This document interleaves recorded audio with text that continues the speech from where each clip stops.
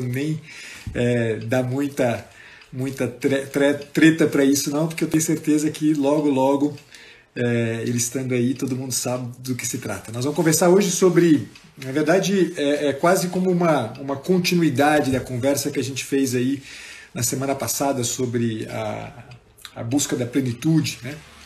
E hoje a gente vai dar esticar um pouco a conversa e ver no que isso vira. Vamos esperar o Dr. Ítalo chegar. Enquanto isso, vamos só me comunicando aí se está tudo bem com o som e com a imagem, se está todo mundo vendo direitinho, ouvindo bem. Eu estou meio cegueta hoje, que eu estou sem óculos.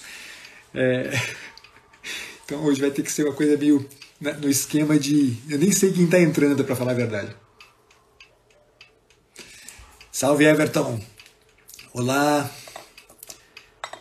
Eu vou tentar chegar mais perto aqui para ver se eu enxergo vocês melhor. Ítalo, vamos lá. Ups, porta aqui.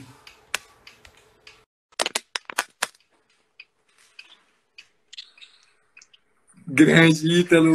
E aí, Pacheco, beleza? Ô, rapaz, beleza, graças a Deus. Que bom. Nossa, alegria é minha, pô. Alegria é toda minha. Que maravilha. E aí, como é que você tá? Tranquilo? Tô bem sim, graças a Deus. Tudo em paz, Ítalo. Tudo em paz. Que bom, Pacheco. Que bom, fico feliz, cara. Ai, maravilha. E aí? Vamos prosear. Vamos lá. Vamos nessa. Acho ótimo. Enquanto o pessoal entra aí, Pacheco, esses dias você lançou o curso online de psicologia, né? Isso, exatamente. E cara, que maneiro, né? Que legal. Vamos ver o que vira esse trem, né? Vai, vamos ver. Eu espero viver tanto quanto o Olavo de Carvalho está vivendo para poder dar... para poder fazer isso aí, né, cara? Que legal, Pacheco, muito bom mesmo. Eu não assisti, já tiveram aulas lá, né? Eu não assisti ainda, eu não consegui entrar. Teve 2 aulas, eu não consegui entrar, ainda vou pedir acesso depois. Vou me matricular lá, não vou pedir acesso nenhum. Vou me matricular lá e vou assistir as aulas também. Que bacana, Pacheco.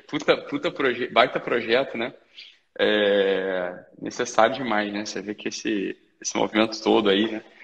Das pessoas, tanto da área quanto não da área, né? Querendo se aprofundar nesses assuntos. Só em primeira mão aqui para vocês, acabou de ficar pronto, Pacheco. Nessa, acho que vai ser bem legal. Um livro aqui, ó. Meu livro acabou de ficar pronto. Então. Rapaz, eu vi hoje. Vamos ver. Tá aqui, ó. Isso aqui tava o árbitro que tá valendo aqui, eu roubei dele aqui. Não, o meu tá lá em casa. Mas cara, tá bem legal isso aí. E dá aquele tratamento simbólico para as coisas da psicologia também, que encantou muita gente, né? Aquelas super lives lá né? E teu trabalho, com certeza, vai ajudar muita gente aí. Eu tô animado com esse teu projeto, cara. Para falar a verdade, eu tô animado mesmo com esse teu projeto aí. Tô animado mesmo. Né? É muito legal. Vamos ver que vira estranho aí. Porque você já tem a supervisão lá, né? Eu tava conversando com eu estava conversando esses dias com uma pessoa, né, que estava fazendo uma mentoria, né, /consulta, E aí ela estava na dúvida se ela fazia residência em psiquiatria ou pós-graduação, né? Porque lá na cidade dela tem uma vaga para residência só e num hospital bem ruim. E ela não poderia sair de lá por uma questão familiar.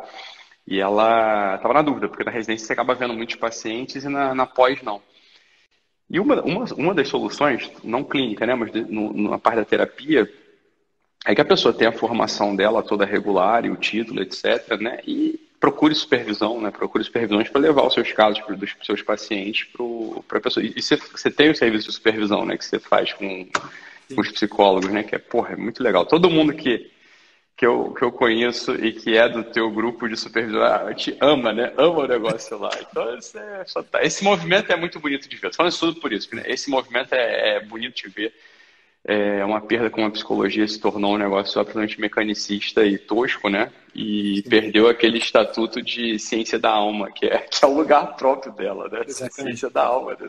Não é outra coisa, a psicologia. E muito bom, mas... que as pessoas estão sedentas disso, né, Ítalo? Acho que essa coisa... Os profissionais estão sentindo a necessidade disso, né? Eu não tenho dúvida. Pessoal, pessoal tá de saco cheio, né, Pacheco, eu acho, né? O pessoal tá de saco cheio é que o pessoal, alguns alunos nossos, né, alguns alunos meus e, né, da audiência, olha, entrei no curso de psicologia e foi aquela brochada, né? Porque tava achando que fosse ver coisas assim de, né, superiores, questões que a pessoa tinha até na adolescência, nos colégios, questões vitais, biográficas. E aí entra na faculdade de psicologia, bate num muro de materialismo, etc, né? E a proposta da live hoje, qual que é o tema, Pacheco? É Qual que é? tornando-se quem se deve ser. Tornando-se quem se deve ser. Tema pesado. Tema pesado, pesado, tema pesado. Fala aí, Pacheco, Mas é para introduz aí. ser, mas é para ser poético como você sabe ser, Ítalo. É isso Eu, aí. na verdade, eu pensei nesse tema a partir de uma poesia do Bruno Tolentino, cara. Sim. Tem o último livro dele, inclusive, é um livro espetacular, um livro difícil, como, né, os livros do Sim, os livros Tolentino, dele, são né? livros fáceis. Claro. Mas o último, A Imitação do Amanhecer, é um Sim. espetáculo, né, Eu, por ideia do acaso, encontro. parênteses rápido, eu tava agora, nesse segundo, eu tava com o Renato, nesse segundo não, né, digo, eu tava agora à tarde, né, passei uma parte da minha tarde hoje com o Renato Moraes, Aham. e ele foi a pessoa que ficou, uma das pessoas, né, que acompanhou o Bruno Tolentino nos últimos anos dele, e acompanhou mesmo, assim, tava presente com o Bruno, se eu falar mais de uma vez por semana, eu não vou estar exagerando, né, e Você sabe ele, que o Bruno Tolentino frequentava, eu morei em São Paulo, ele morava na casa sim.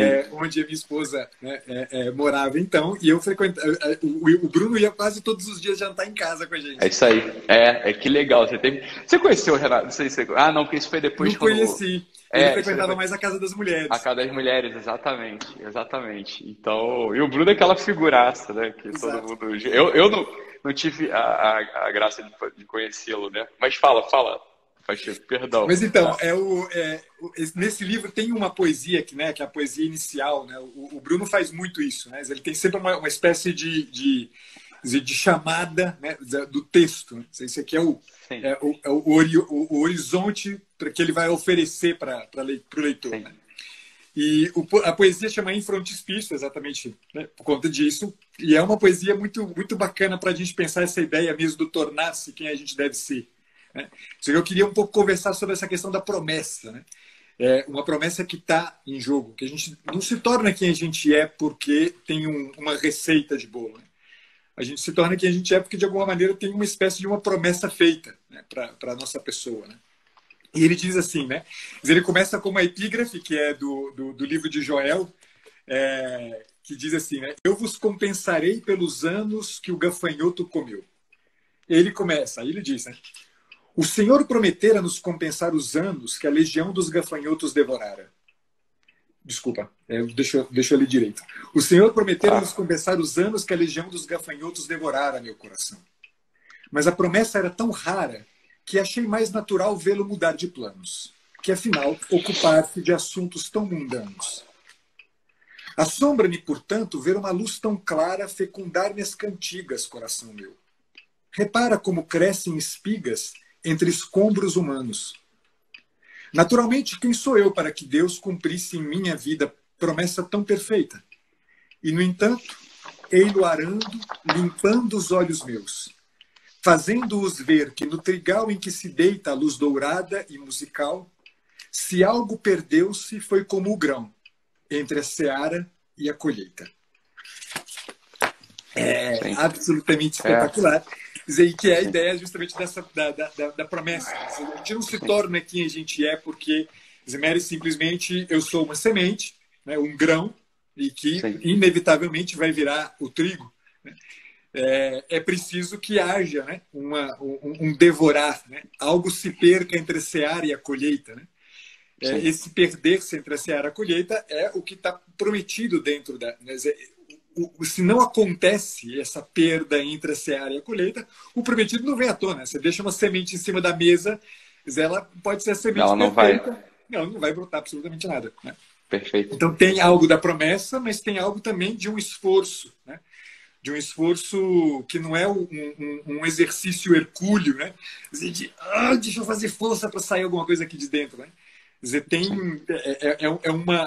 é um exercício que como o Jussani diz, né? É a suprema atividade que se chama passividade, né? A passividade de Uhum. uma espera que não é ficar de braço cruzado, né? Mas é saber que tem alguém que está arando a terra, né? Que está limpando os olhos e arando a terra. Eu E a partir disso aí eu pensei, pô, precisamos conversar sobre esse trem.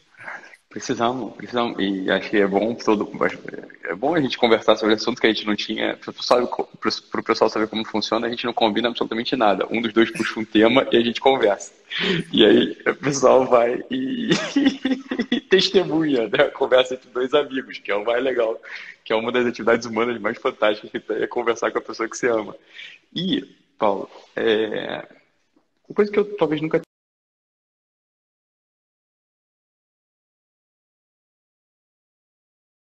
tenha compartilhado e falado disso em público, e talvez nunca nem sequer tenha falado disso, que eu acho que está nessa, linkando o que o Dom Jules fala, né, dessa certa passividade e desse assunto de chegar a ser quem se pode ser.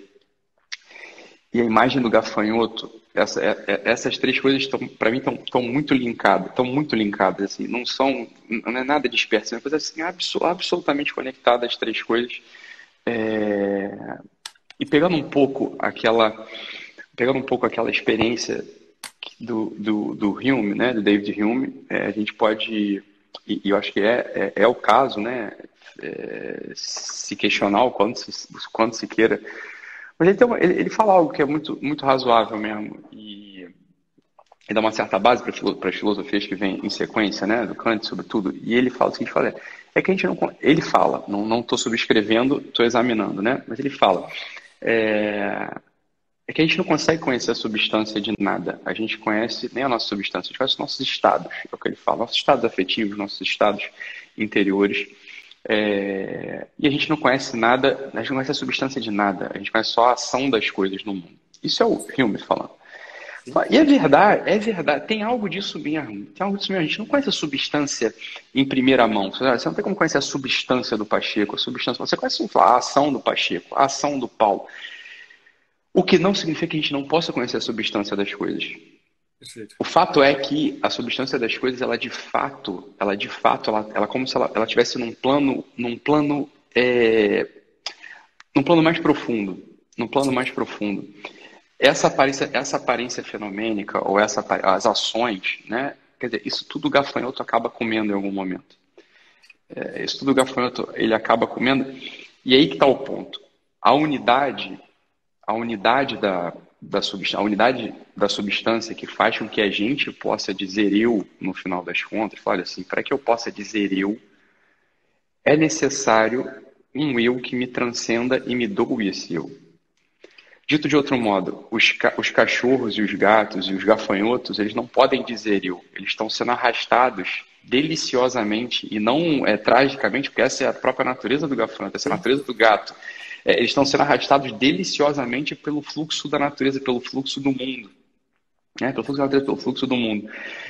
Ao passo que o ser humano, curiosamente e maravilhosamente também, ele não sofre esse tipo de ação. A gente não é arrastado, né, pelo fluxo do mundo, ainda que a gente se deixe dominar pelas partes mais animais da nossa natureza, a gente sempre vai ter um questionamento de fundo.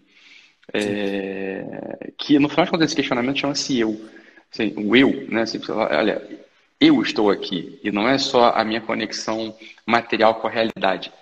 O ponto lá de trás da história que me faz refletir sobre isso é o seguinte, olha, quando o Deus criou o homem, ele criou o homem com dois movimentos muito interessantes, né? Então ele tinha o barro, e o barro é algo compartilhado pelos animais e pelos outros. Você não pode dizer que não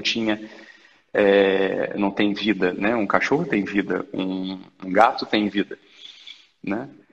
E uma outra coisa, que é esse sopro, no final das contas, esse sopro nas narinas, que é uma natureza de Deus, que é a natureza de Deus que põe esse eu no homem, que é um eu compartilhado, né? Assim, o homem está compartilhando esse eu, que é um eu que ele pegou de Deus e está sendo soprado nas narinas dele, e essa natureza aparece no homem porque veio de cima. Dito de outro modo, o ápice da inteligência humana, o ápice das faculdades humanas,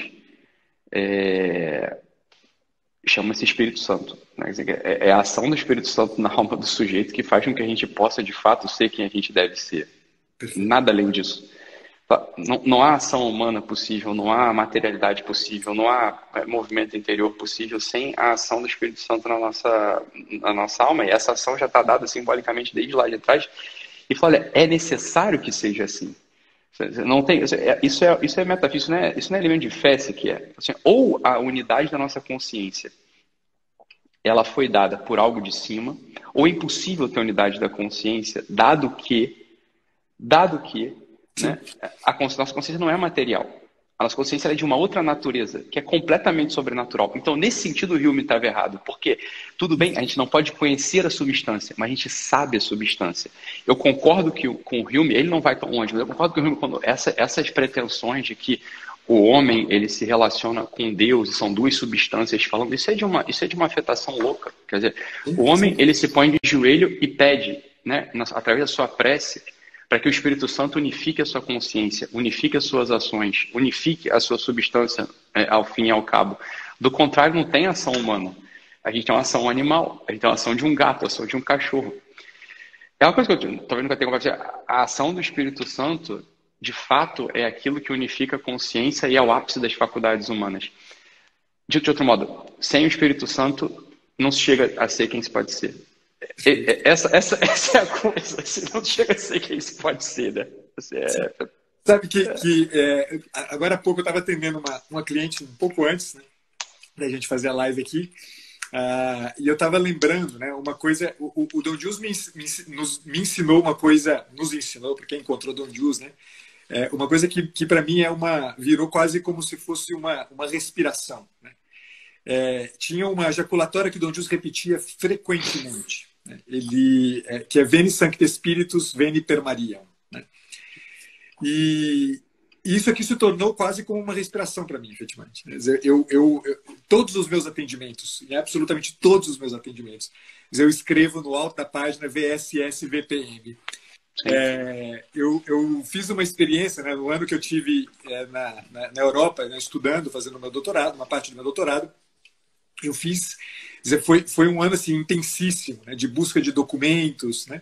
Então eu fazia fichamento de documentos e mais documentos. Eu tinha registro, né? Eu tinha um diário de campo onde fazia registros, né, da minha pesquisa, e tinha o meu diário pessoal que eu fazia também, assim, de forma que ao final de um ano de pesquisa, eu fiz mais de 400 fichamentos de obras, né?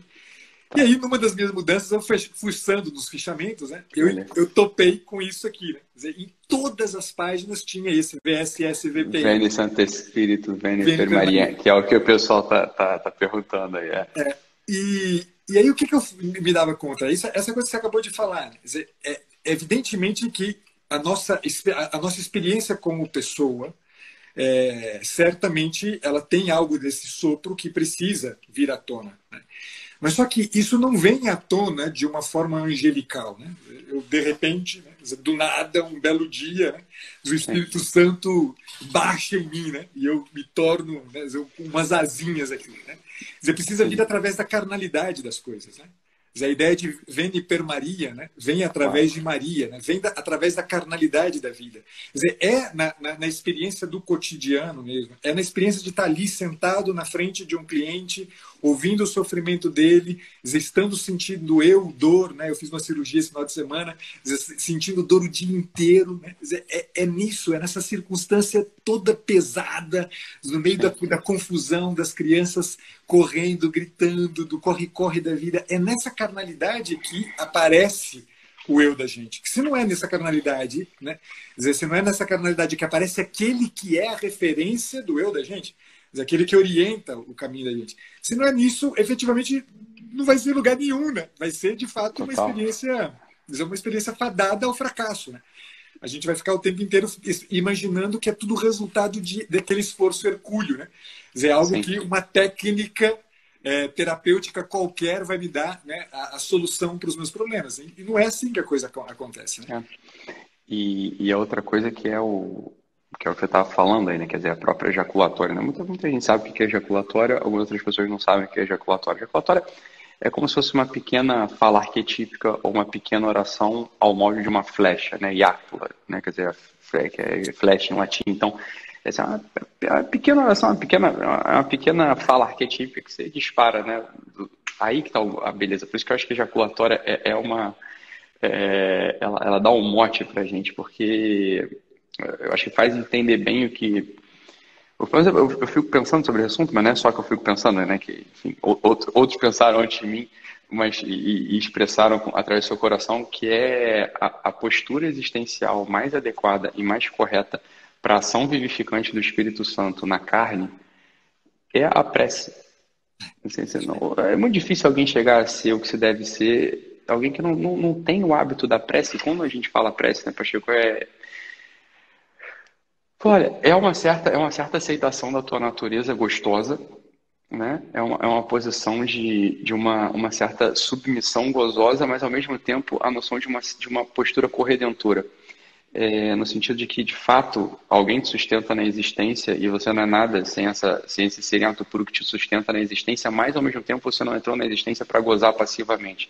Mas Perfeito. para você fazer o que você está falando, né? Para você ter uma ação corredentora, quer dizer, para juntar na tua carne aqueles sofrimentos que faltam ao sofrimento de Cristo na cruz, como disse o apóstolo Paulo. Olha, não é que falte, não é que falte nele, é que falta em você, falta em Exato. mim. Essa que é a coisa, assim, falta ação corredentora em mim, na minha alma. Não é que está faltando alguma coisa por carência no sofrimento de Cristo na cruz, é que está faltando na gente. Então, se você é um sofrimento que, bem, ok, é um sofrimento da dor, é um sofrimento do atraso do ônibus, é um sofrimento de um filho que fica doente, é um sofrimento de uma dor de cabeça, né, de uma falência financeira. Esses sofrimentos todos eles são reais, mas esses sofrimentos ainda, veja, eles ainda não são inevitáveis, como o Dr. Viktor Frankl falava. São sofrimentos evitáveis. Você toma de pirona, você não tem mais dor de cabeça. Você pega o ônibus na hora, você não tá, você chegou, você não fica atrasado. Mas tem um sofrimento inevitável que é o sofrimento chamado solidão, né? Quer dizer, a solidão ela não é algo para entristecer a gente, mas muito antes pelo contrário. Ela é para deixar a gente muito mais ainda rendido para a ação de Deus. Porque no final das contas, mais que a gente esteja acompanhado de bons amigos, de amores humanos e tudo mais, o ato humano ele é sempre absurdo, ele é sempre solitário. Quem age é você e não eu. Assim, por mais que a gente esteja junto, o ato humano ele é sempre solitário. A gente está sempre sozinho. Isso não é ruim. Isso é para a nossa própria natureza. Olha, a gente está sempre sozinho sobre certo aspecto. Sobre outro aspecto, a gente se põe numa postura humilde que pede a ação do Espírito Santo na nossa alma, para que a gente possa, de fato, ser corredentor e estar com os outros, né? E, de algum modo, com toda a nossa parquidade, com nossa, né? Assim, tudo isso que a gente sabe que a gente tem, a gente poder ser um espelho mais ou menos polido para refletir a luz que vem do alto. Não sei se você concorda, Chico, mas isso é o que o homem deve ser. Olha, é isso. Foi para isso que ele foi criado. Assim, agora, né? Pode inventar outras coisas aí, outros meios para que a gente possa fazer isso, né? Tem que, sei lá. No fundo, o homem foi criado para conhecer, amar e dar glórias a Deus. É por isso que o homem foi criado, né? Você porra, desde o início sempre soube isso. Para que foi criado o ser humano? Para conhecer e louvar a Deus. Ponto. Para isso que a gente foi criado. Assim, Exato. isso aí Isso é ponto pacífico da doutrina, assim, a gente sabe disso. Então, o que o ser humano deve ser? Bem, aquele que é capaz de conhecer e amar a Deus, não é isso? E louvar a Deus. Exato. E é claro que a gente, aí sim, aí vem todas as consequências. A gente louva a Deus, a gente ama a Deus também pela nossa ação no mundo. Porque a gente foi criado materialmente, a gente tem uma carne, né? E o homem tem uma natureza deliciosamente apostólica também. Né? E a gente sabe disso não pela frase só escolástica, então bem algo difusivo. Ou seja, você conhece algo bom, você quer que os outros compartilhem desse algo bom, né? Você descobriu um restaurante bom, você vai compartilhar com tua irmã. Fala, porra, Mila, pô, Lequinha, você descobriu um japonês maravilhoso. A gente não se contém dentro da gente, né? Quando a gente é uma pessoa que ama, você descobriu um negócio bom, fala, pô, eu preciso falar. O curso do Pacheco, curso online para psicólogo. Pô, o negócio é maravilhoso, é bom. A primeira coisa que eu falei quando apareci aqui, eu falei, cara, vai lá e se inscreve no negócio, porque é bom, bem difusivo, né? Então, essa é a natureza humana, né, Pacheco? Assim, a gente é deliciosamente apostólico no sentido assim, a gente vai tentar levar o bem, ou a verdade, ou a beleza para aqueles que a gente ama. Isso é uma operação que deriva desse primeiro dever do homem. Exato. Né? Exato. É bacana porque essa coisa da receita, né, que eu me referia no início da nossa conversa, dizer que é engraçado que a gente entende as coisas como se fosse receita, né? Dizer assim, tudo bem, né? Está lá dentro da semente, está lá, né? Dizer, a receita para ela ser um pé de nozes, né? Uma nogueira. Sim. Mas só que, em se tratando da pessoa humana, né? Dizer, essa receita, né? Dizer, ela precisa de um vislumbre de possibilidade, né? Dizer, que é onde entra essa coisa da presença, né? Dizer, de uma presença que você olha para ela e você fala, porra, ali está a possibilidade de realização. Né? Dizer, se eu fosse só uma semente, efetivamente não adiantaria eu ver a nogueira de pé, que não resolveria nada. Mas quando eu vejo um homem, né? Eu vejo um homem Sim. que... Dizer, acho que eu não sei se é de Santo Anselmo, não sei de quem que é, né? Que diz, Glória Dei vivens homo. Né? A glória de Deus é o homem vivo. Não Dizer, sei quando se eu pode vejo um ser. homem vivo, um Tem homem cara vivo, dele, tem cara de Santo Anselmo. Não sei se é dele. Assim, o meu filho Álvaro nasceu no dia de Santo Anselmo. ah, é? Só fecha paredes. Quando você vê um homem vivo, assim, você fala assim, porra, meu Deus do céu, mas isso aqui, essa é a promessa. Né? Quer dizer, eu nasci para uma coisa assim. Né? Quer dizer, é onde entra esse caráter apostólico da vida. Né? A gente, como presença, né? Quer dizer, efetivamente é isso. Né? Quer dizer, o caráter apostólico da vida não é a gente sair por aí fazendo pregação, né? Fazendo a terapia, o momento de conversão. Né? Quer dizer, é justamente oferecer para o outro uma imagem Claro. daquilo que, ainda que seja uma imagem muito fosca, uma imagem meio atrapalhada, mas o máximo possível, né? Quer dizer, a gente dedicada a polir essa imagem, daquilo que no fim das contas a pessoa, ela identifica como sendo a promessa, né? Porra, eu nasci para esse negócio aqui, né? Dizer, eu quero isso aqui, né? Dizer, a gente nesse momento a gente não está mais sozinho, né? Sozinho entendido aqui como Não, resultado sim. É isso né, aí. do vou me virar, né? Aham. Não vou me virar, né? Não vou me virar. Claro, claro, Pacheco. E tem uma outra coisa sobre o germinar, que eu sempre achei muito simbólico, muito poético, muito bonito, portanto, que é, você está falando do trigo, da nogueira, né, da semente, no final das contas.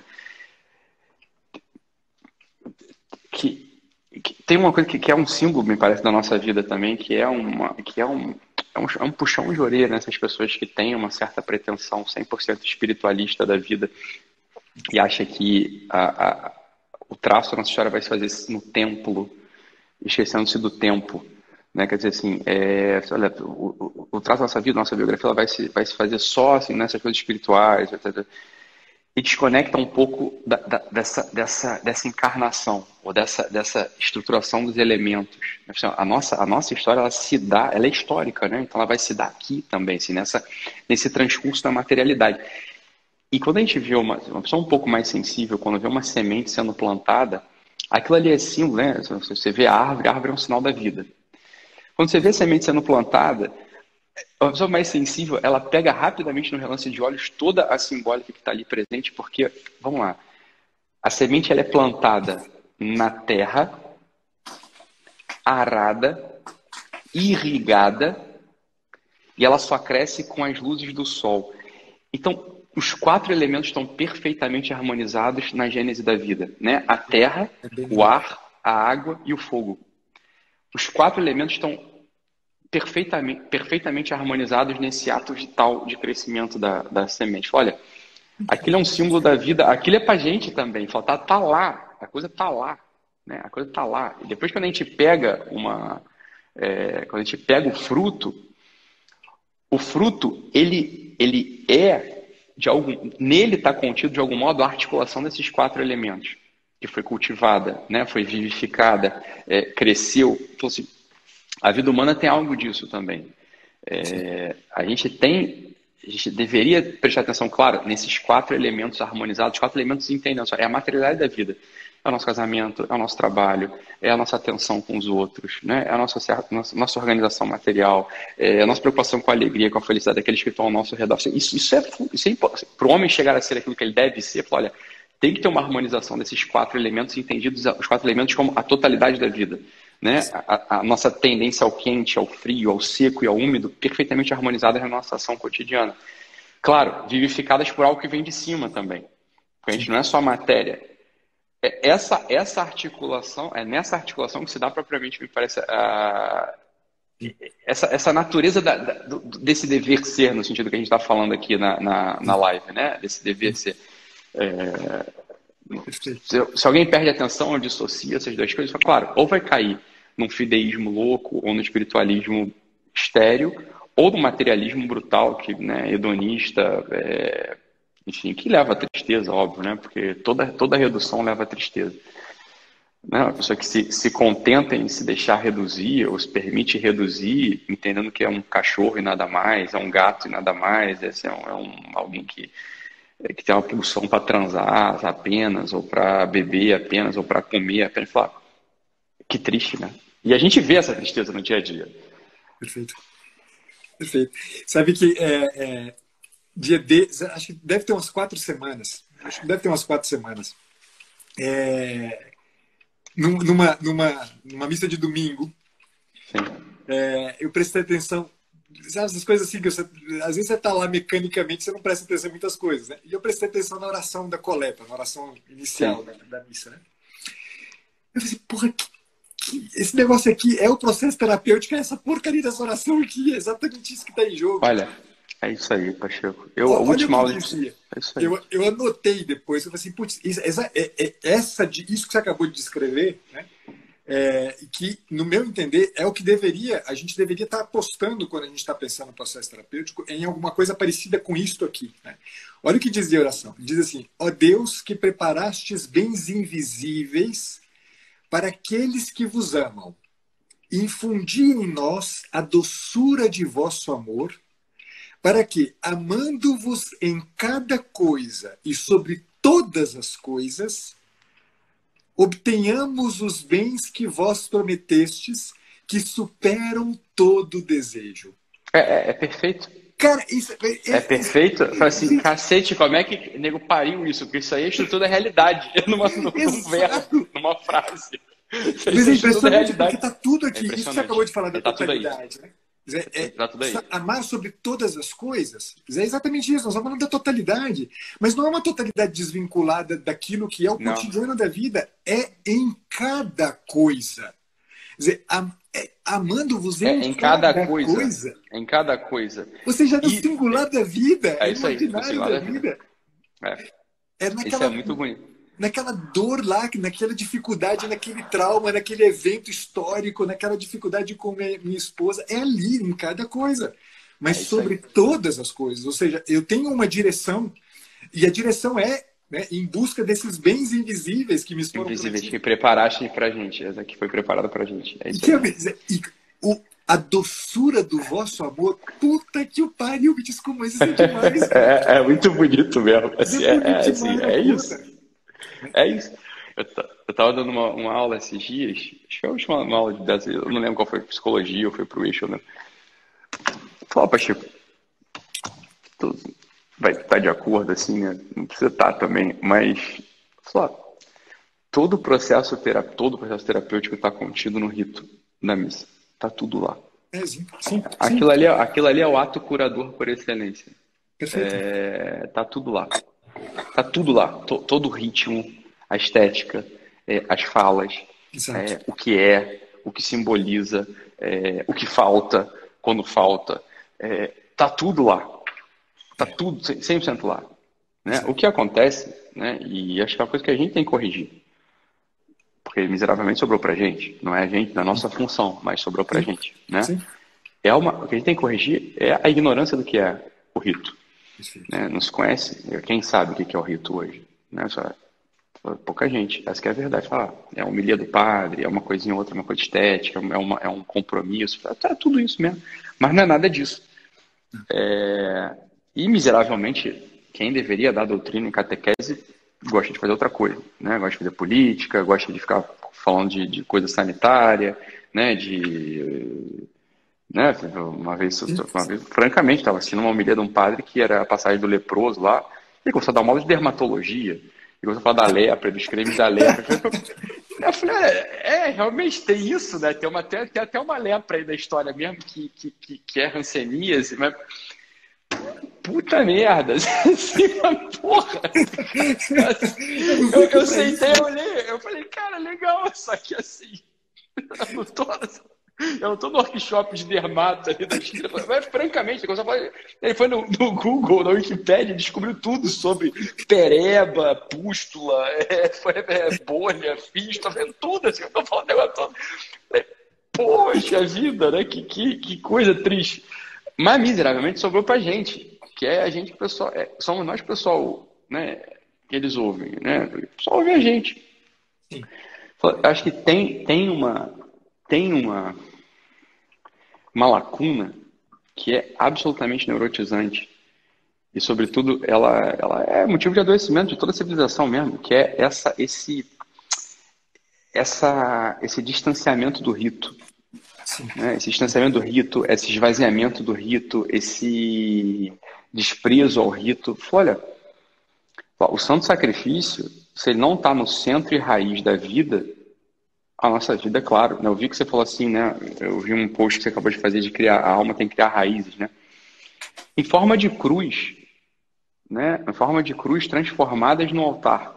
Porque essa é a forma da nossa raiz, né? A raiz da nossa alma, ela é em forma de cruz transubstanciada no altar do sacrifício. Eu falei, olha, se não tem essa compreensão, francamente falando, me parece sempre, Pacheco, que a gente vai estar jogando para a plateia, sabe? Com medo de falar as coisas, ou né, jogando para academia, ou para o nosso tempo. Francamente falando, o nosso tempo, não sei se você concorda com isso, mas o nosso tempo, ele é um tempo absolutamente ridículo, risível, sob vários aspectos, né? É uma piada grotesca. Sim. Por que eu vou respeitar um tempo desse? Francamente falando, eu não tenho respeito nenhum com esse tempo. Esse tempo é uma palhaçada sem fim, em mil dimensões. Em várias dimensões. Eu estou lendo um livro que eu não quero recomendar, porque é um livro muito pesado. Mas que eu até estava lembrando de você, porque não estava lembrando de você pelo que acontece no livro, mas porque você tem tua passagem na França, no doutorado, etc., né? E ele conta, ele é o professor, mas daqueles que foi para o niilismo total francês e né? E está contando ali uma certa invasão de uma percepção no espírito europeu, que é a crise do nosso tempo, né? A crise do mundo moderno, a crise europeia, a crise do Ocidente. Tem que respeitar esse pessoal. Eu não quero saber o que falam. O fato é que, se há um distanciamento do rito, todas as almas vão padecer. O Ocidente inteiro vai padecer porque, claro, essa ação do Espírito Santo vivificante que faz que a gente possa ter uma unidade da consciência, que faz que a gente possa ter uma unidade do will, que faz com que a gente possa dizer no final, Ítalo, Paulo, e olhar para trás para a vida vivida e falar assim, esta vida teve uma unidade, essa vida não foi um fragmento feito um caleidoscópio, houve uma unidade conquistada pela prece diária, uma posição de humildade, que pediu para o Espírito Santo para dar uma coesão e uma consistência à sua alma, e aqui está o resultado. Falou assim, é o resultado que Deus te deu. Porque você pediu, mas quem deu foi Ele. Este é o resultado. Não tendo isso, é claro que a gente vai ter vida fragmentada no final, e vai ter aquela tragédia da Brownie Ware, daquela enfermeira australiana, que fala, qual que é a grande coisa que você se arrepende na vida? E a pessoa responde, fala, não ter sido eu. Não ter sido eu mais ou menos, é claro que você foi você. O que você está dizendo é o seguinte, você não reconhece a tua vida. Perfeito. Você olha para trás e só vê fragmento, vê pedaço, vê caco. É claro, você tem um distanciamento do rito, bicho. Como é que você vai poder chegar no fim, né? Na elevação, na epiclese, quando tudo for atraído à voz e poder dizer agora está tudo consumado. Assim, isso é poder chegar ao fim da vida e poder falar assim, está tudo consumado. É um dos certos alvos da vida. Você não vai poder falar isso. Você não pode atrair a você todas as coisas, não pelo teu mérito, mas pela ação vivificante do Espírito Santo na tua alma. É claro que vai ter claro que a vida vai ser uma tragédia, vai ser um caco, vai ser vai ser uma garrafa quebrada. Essa que vai ser a tua vida, né? Sim. Perfeito. Exatamente.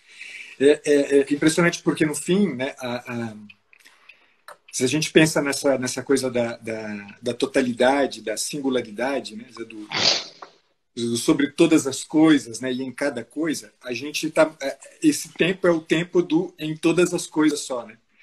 A gente está muito preso, né, ao singular, está muito preso aos eventos pequenininhos, né? Quer dizer, e aí tudo que a gente tem é uma somatória de um montão de coisas, né? Então eu tenho o meu trauma, eu tenho a minha Quer dizer, a minha dor, eu tenho o meu relacionamento furado, eu tenho o meu trabalho que não foi para frente, quer dizer, eu tenho um monte de singularidades, né? E fico tentando tirar dessa singularidade o sobre todas as coisas, né? Eu fico tentando tirar dessa singularidade, né? Quer dizer, aquilo que é a totalidade, mas no final das contas eu não consigo estabelecer unidade. Não estabeleço unidade não é porque, quer dizer, me falta uma linha para costurar, né? Quer dizer, eu não estabeleço unidade porque eu não estou ali, né? Quer dizer, eu não estou com a coisa na mão, né? Essa aqui é a dor de cabeça. O processo terapêutico, o que a gente vê hoje e na universidade, no curso de psicologia, o que a gente aprende na universidade, né, na formação em psicologia, é nada mais, nada menos do que isso. Né? A gente fica sendo. A gente aprende que tudo aquilo que é lançado no nosso colo são coisas que eu, terapeuta, preciso costurar para poder dar a interpretação genial. Né?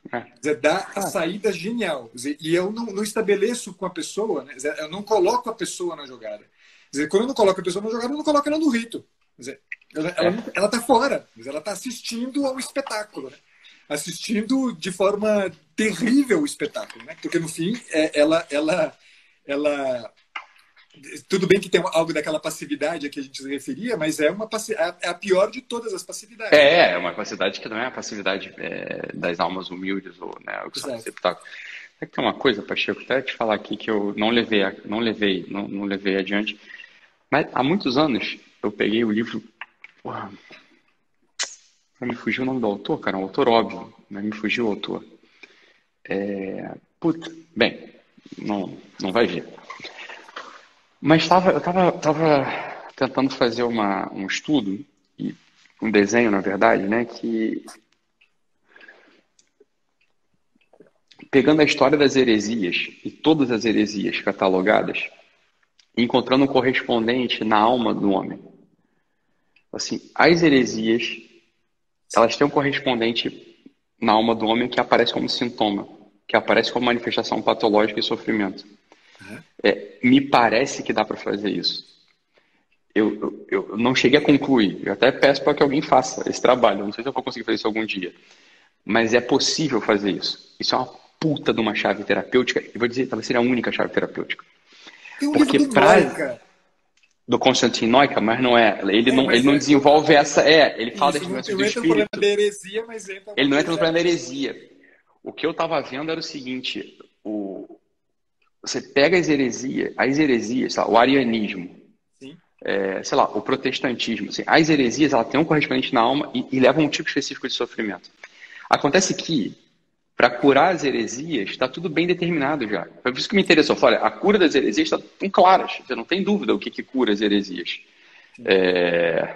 Não tem dúvida o que eu vou dizer. É possível, portanto, aplicar esse mesmo remédio transformado, claro, em operação terapêutica na alma individual. O que ocorre, aí é uma outra coisa, uma outra síntese, isso também não está em lugar nenhum, mas me parece que dá para fazer isso também. Eu não cheguei a desenvolver, eu só percebi que toda heresia é uma revolta contra algum momento da missa. Toda heresia é uma certa tendência à negação, à decomposição ou à revolta contra algum momento específico da missa. Todas as heresias são isso. Logo, pulando por cima de tudo e abreviando todo o trabalho que eu não fiz, centralizar o sujeito no rito da missa é a cura no final das contas para tudo. Se o sujeito está dentro do rito, está centralizado no rito, compreendendo o rito, dentro do rito, amando o rito, dançando com o rito, entregue ao rito, a ação vivificante dessa unidade superior, infundida na alma, vai aparecer e vai curá-lo daquilo que aparece nele como uma manifestação anímica numa outra estrutura chamada heresia. Percebeu, Paulo? Sim. É possível desenvolver isso. Eu nunca fiz, mas assim, dá para dizer. Talvez faça algum dia, não sei. Tomara que alguém chegue antes e faça antes de mim, publique e pronto. Mas dá para fazer isso. Isso dá para fazer. Isso dá para fazer. Eu estou pensando aqui o quanto o Agostinho pode ajudar um montão, inclusive. Porque, claro, foi um grande terapeuta das heresias. Exato. Porque é um sujeito, de algum modo, que compreendeu profundamente as almas. Né? Ele sabe tudo da alma humana. Ele sabe tudo da alma humana. Ele se conhece. Ele confessou. Se conhece. Exato. Ele confessou. A confissão apareceu para ele. Exato. Não é à toa que tá, o livro, um dos livros centrais de de Agostinho é esse, né? Assim, ele confessou a coisa. Então, quem estiver assistindo a gente, que desenvolva, porque dá para que corra e faça antes. Vai ficar famoso pra caramba, vai ganhar tudo, vai ganhar até Nobel do tudo, vai virar até santo se fizer isso e funcionar. Vai até para ser canonizado. Assim, eu não vou conseguir fazer um negócio desse, mas assim, não vou ter tempo para fazer. Mas dá para fazer. Dá para fazer.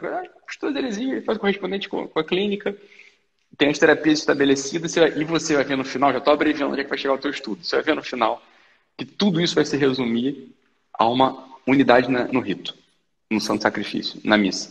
Sim. Tá tudo lá, porque toda heresia é um atentado contra o rito de algum modo. Sim. Sabe que não sei se você conhece o trabalho do Erik Erikson.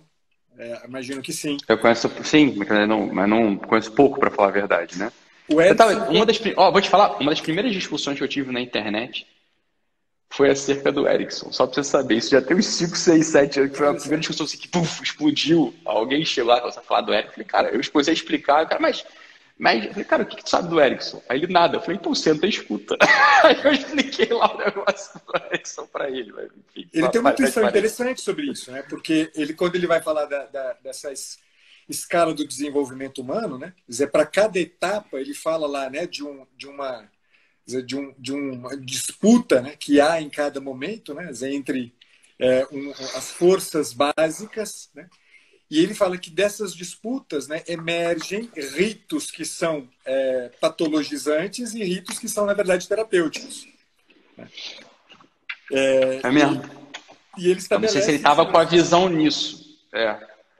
Mas isso aí, é uma aproximação. É uma aproximação. E aí tem o rito dos ritos, que é um rito que não é só individual, é um arquerrito, vamos chamar assim, né? É um rito que está por cima dos ritos, que é esse aí. Aberto a todo mundo, gratuito, você vai lá e assiste esse rito, você entra no rito, dá para entrar todo dia no rito, inclusive.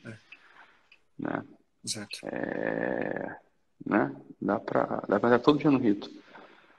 Que parece que faz sentido isso. Assim, então, isso tudo para a gente chegar lá perto da coisa do dever ser o homem que você pode ser, né? O homem que você pode ser que...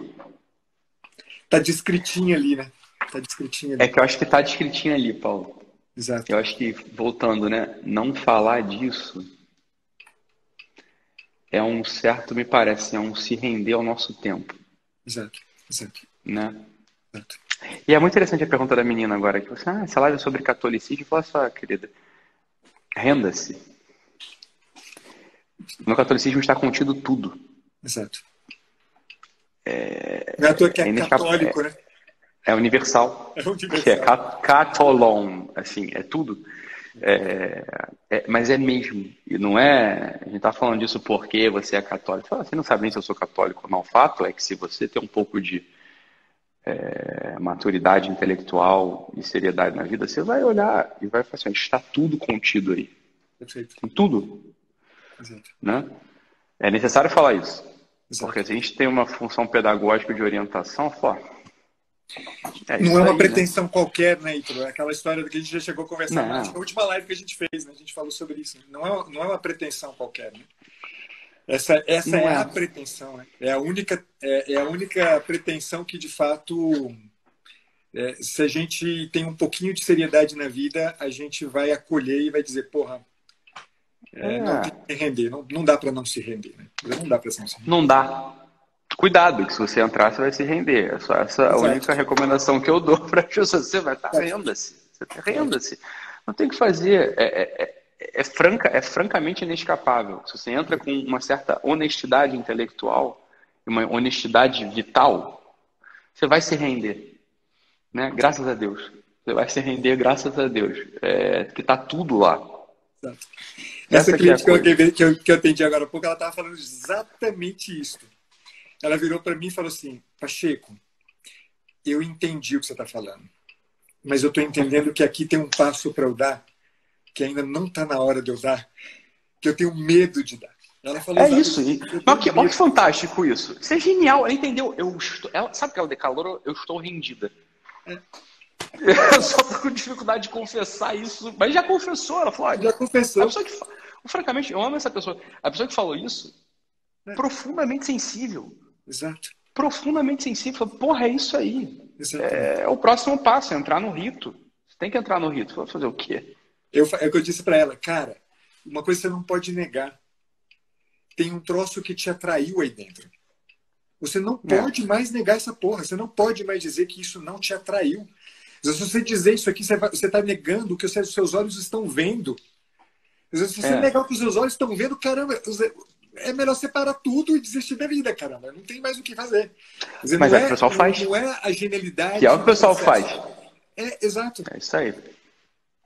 Não é uma Isso aí. genialidade Isso do da processo vida. terapêutico que eu estou levando à frente. Não, mas aconteceu com você. Você viu a porra do negócio, cacete. Existe É te isso mesmo. atraiu. Ou você se rende e você já se rendeu. É isso aí. É. E alguém botou aqui, ó, missa diária terapêutica. É. É. Fazer o quê? E aí que tá o ponto que eu falei, ó, recaiu sobre a gente, vai chegar de algum modo sobre a gente, sobre mais pessoas, mas sobre a gente, né, sobre mim. Só temos que falar sobre esse assunto. Sim. Fazer o quê? Quem tinha que falar não fala, porra. Exato. Assim, Exato. quem Exato. tinha que estar rendido não tá. É duro falar isso. É. É duro falar isso. Né? É duro falar isso. Exato. Então, mas é o Exato. que é. Não é uma tristeza. Graças a Deus dá pra falar e não tem problema. Mas pra mim tá claro isso aí. Aí você vai estar claro. Assim, ou vai por aí, ou tu vai ficar rodando uma certa tristeza e uma insatisfação e assim, um esfarelamento da personalidade, né? E aí o pessoal também gosta de associar esse assunto. Minha religião, eu acho que a religião é um negócio muito moralista.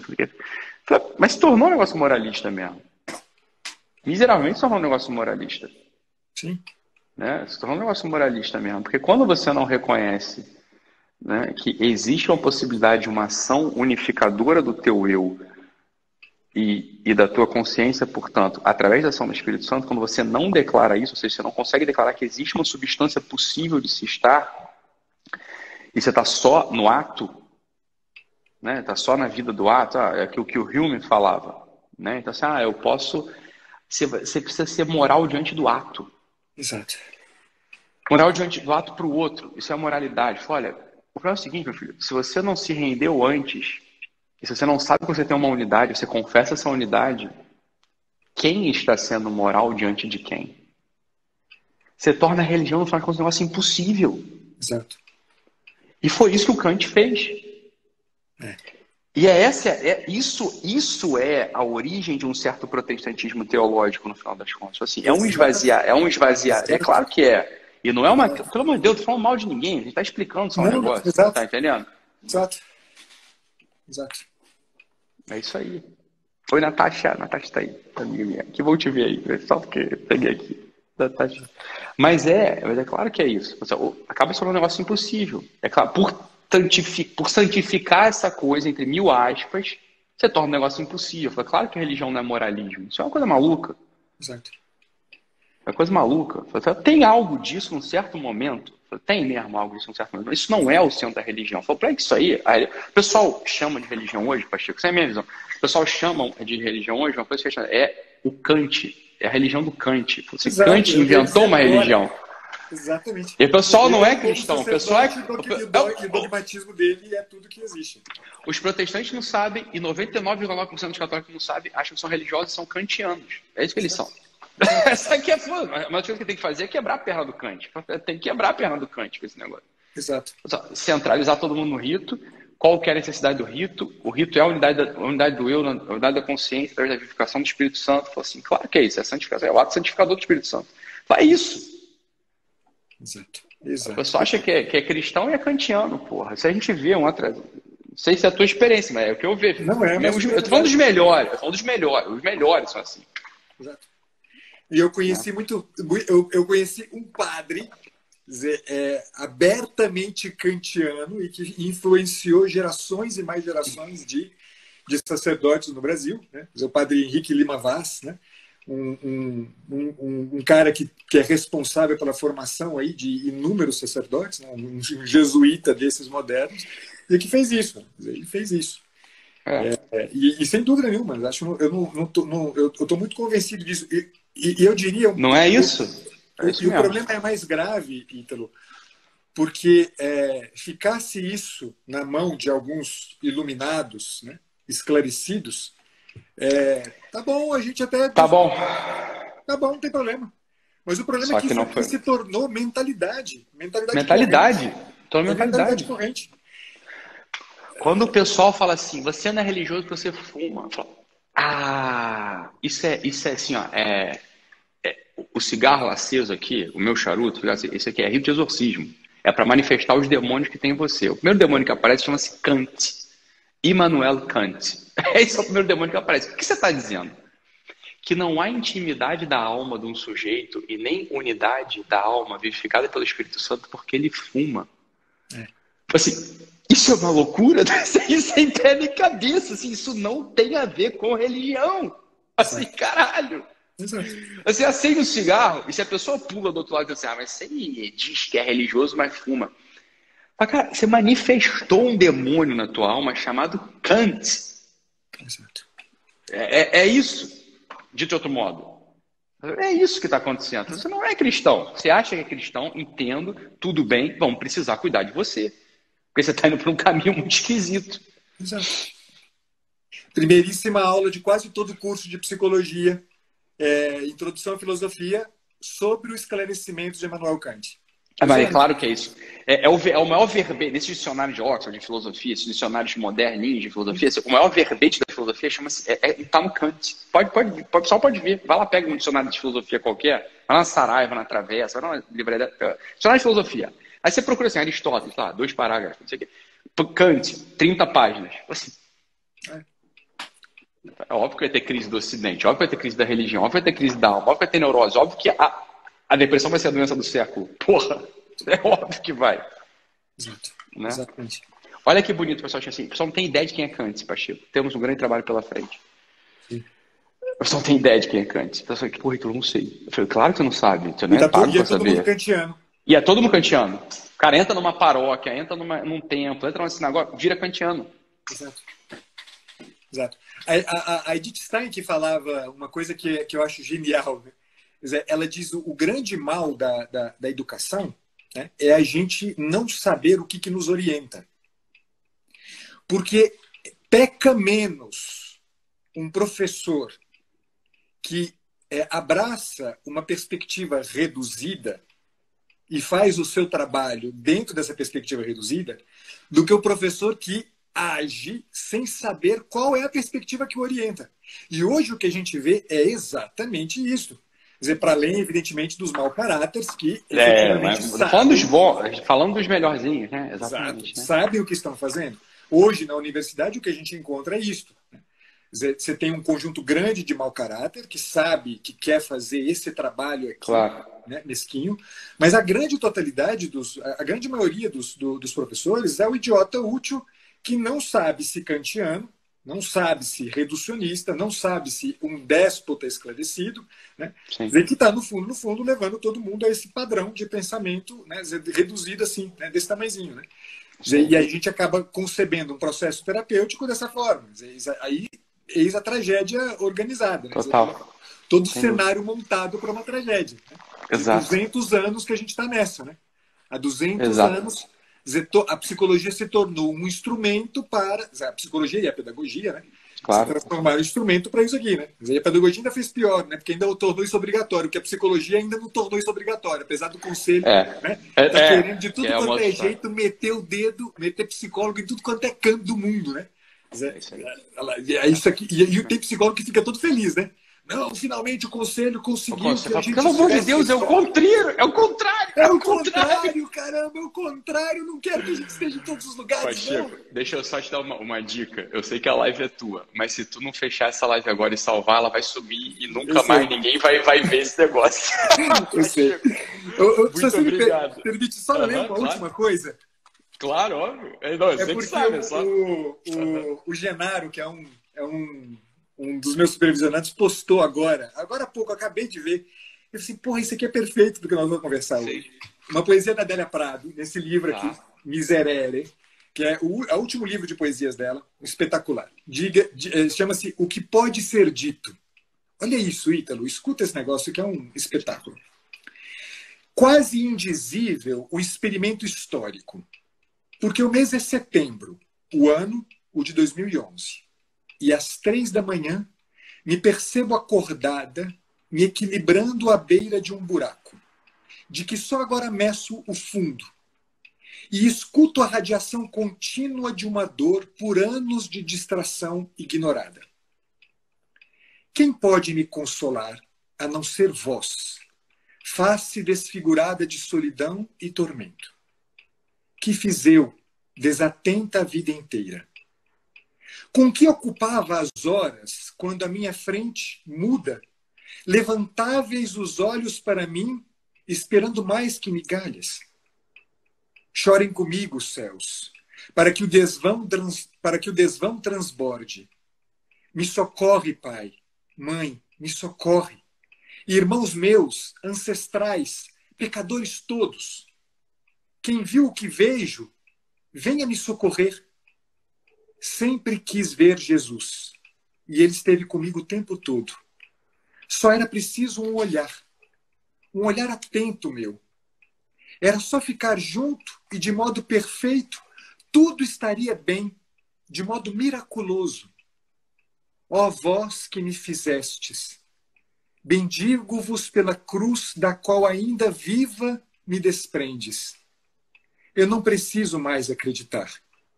Na minha carne, eu sei que sois o amor. E é dele que renasço e posso voltar a dormir. Uau! Muito bom, muito bom. Muito bom, Pacheco. Ó, é o gancho para a próxima. Na próxima a gente comenta isso aí. Pronto, a gente sempre fecha com os ganchos. Essa que é a verdade. Pacheco, muitíssimo obrigado. Cara, obrigado demais. Você não sabe a alegria e a gratidão que eu tenho. Eu já te falei isso várias vezes. Passo público aqui para mais de 2.000 pessoas. O quanto eu sou enormemente obrigado a você, cara. Você é para com isso. Um amigo gigante. Tá bom, é uma alegria te ter como amigo. Muito bom, Pacheco. Pessoal, demais. Obrigado, cara. Muito obrigado. Fica com Deus. Com Deus também, amigo. Tchau, tchau.